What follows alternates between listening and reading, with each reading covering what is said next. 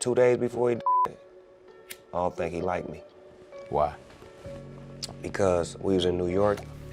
For 27 years, the family of Tupac Shakur has been waiting for justice. The whispered tales of Tupac's tragic end have echoed for decades. But the real drama's just begun. Was the mystery shrouded in the smoke and mirrors of the industry? Most fingers pointed at Suge Knight, mainly because word on the street was that Shakur was planning an exit from death row. Tupac Shakur was shot here in Las Vegas, is weighing in on the renewed homicide investigation. But now, as the sands of time trickle away, the curtains rise on a new suspect, Dwayne Keefe, or as some know him, Keefe. Remember those gripping sit-downs with DJ Vlad? Turns out, they weren't just idle chit-chat. Embedded within those conversations lay the truth, with Keefe insinuating Sean Diddy Combs' order of the hit, boldly quoting, "Man, I want to get rid of them dudes," presumably hinting at Shakur and Suge Knight. And here's the clincher. Rumor mills are abuzz that Snoop Dogg, often seen as the voice of reason, might just spill the beans against Keefe and Diddy in court. This story is far from over, and we are here for all the twists and turns. Stay tuned. Police have searched a house on the outskirts of Las Vegas in connection with the hip-hop star Tupac Shakur more than 25 years ago. In July, an air of anticipation swept the streets of Las Vegas. A residence intricately linked to the Tupac Shakur case came under the spotlight. The house, it turns out, had connections to Dwayne "Keefe Davis. Davis, the uncle of Orlando Anderson, was thrust into the heart of the investigation. Anderson, for his part, had always denied any role in Tupac's assassination and met a violent end 2 years later in a gang shootout in Compton. Keefe's nephew is Orlando Anderson. He's the individual that got into a fight with Tupac Shakur the night that Tupac was shot. The law enforcement's expedition to Davis's residence proved to be fruitful. Among the retrieved items were computers, hard drives, and a range of documentary documents that could potentially illuminate hitherto unseen angles of the assassination. A vintage Vibe magazine with Shakur's face on it, and a number of .40 caliber bullets were also unearthed. We are here today to announce the arrest of 60-year-old Dwayne Keefe Davis. What has gripped the nation further is the sudden resurgence of Tupac's assassination investigation. In a development that many didn't see coming, bullets discovered at Davis's residence are now subject to rigorous forensic scrutiny. Were they the fatal bullets that brought down the rap legend? The police, through a statement, have asserted their intention to discern if there's any correlation between these bullets and the ones found in Tupac's body or at the crime scene. All evidence from that fateful night, bullets, clothing, shells, have been meticulously preserved. With the application of modern forensics, the hope is that even microfibers or residues might provide the much-needed breakthrough.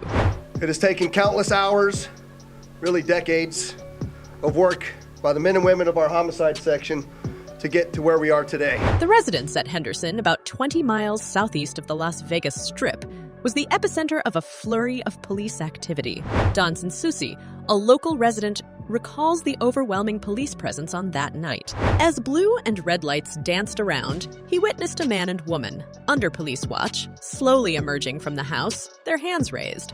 One of the most important things, in my opinion, is we need to make this be a reminder that the charge of murder does not have a statute of limitation. Keefe's arrest, the first of its kind in this long-standing mystery, has dominated headlines. Charged with the serious allegation of assassination with intent to promote, further, or assist a criminal gang, Davis is slated for arraignment soon. Sheriff Kevin McMahill expressed the police's unwavering determination to solve the case, dispelling notions that the assassination was of little importance to the department. But the plot thickens.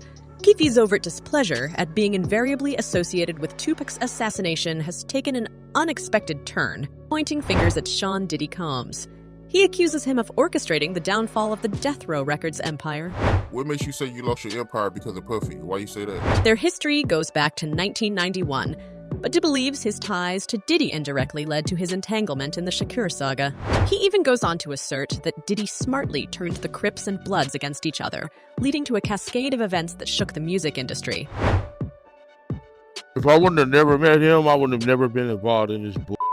You know what I'm saying? Keefe's audacious claims in his court appearance have shaken the foundation of the hip-hop community, pulling the spotlight towards none other than Sean Diddy Combs. The accusation, startling in its specificity, alludes to Diddy commissioning Tupac's assassination with a staggering payment of $1 million. Puffy put out this claim of, I'll pay $1 million if you get rid of Tupac and Suge. Tupac is now gone. According to Keefe, Diddy's request was clear. Eliminate both Tupac Shakur and Suge Knight. These revelations, if they hold water, would fundamentally rewrite the narrative of Tupac's assassination, directing the attention from the oft-blamed gang rivalries to the very summit of the music industry.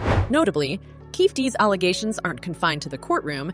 He's also articulated them in his book, on social media, and even during a clandestine police interview. Such consistency adds an eerie weight to his assertions. Puffy was full of fear.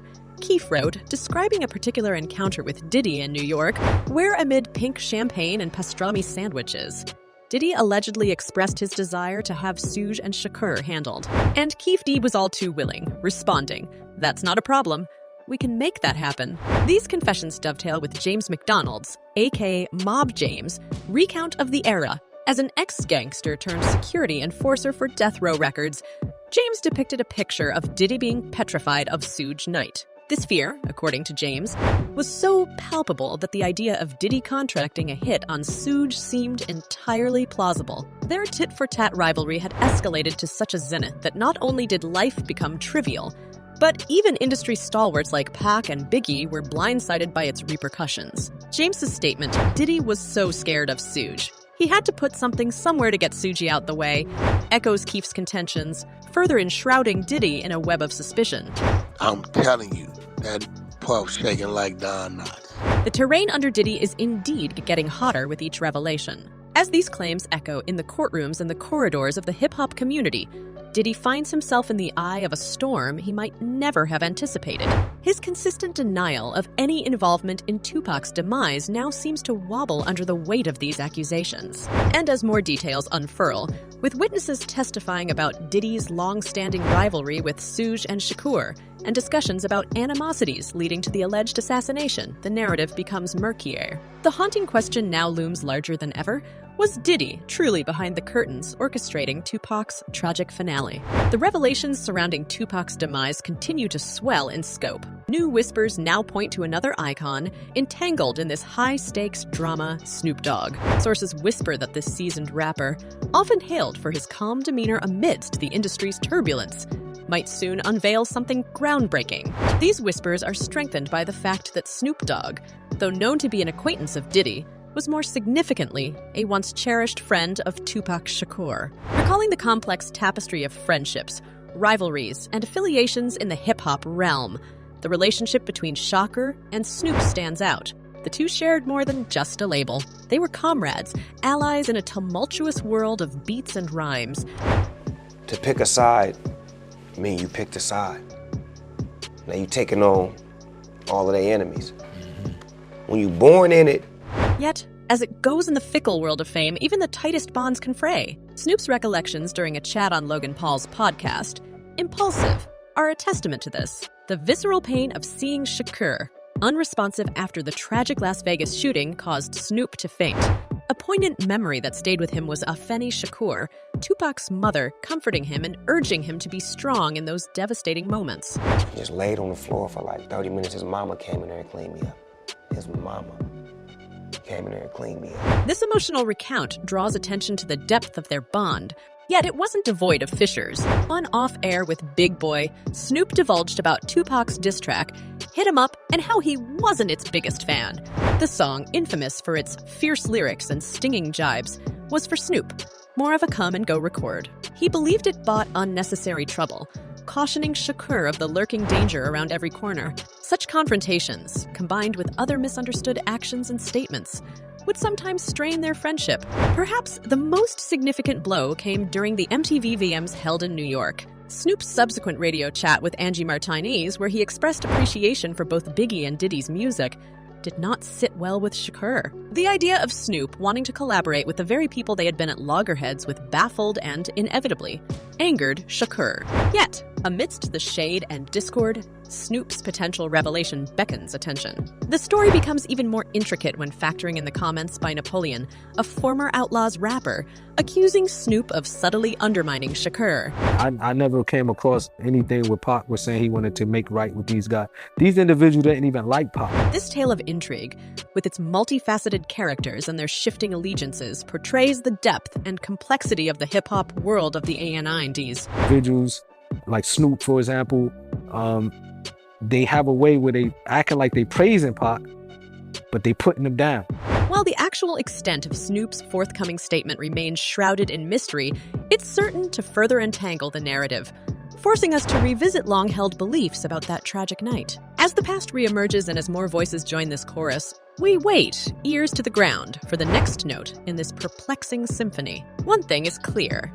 The final chapter in Tupac's story remains unwritten. The breadth and depth of fan sentiment surrounding Shakur and the revelations have been nothing short of electric. Each comment adds another layer to this intricate mosaic of Tupac's life, his tragic demise, and the roles of those intertwined in this narrative. One fan astutely notes, "I think Tupac was happy with his life's work and legend status. He fit an entire lifetime of personal drama, beautiful women, and incredible music into 25 short years.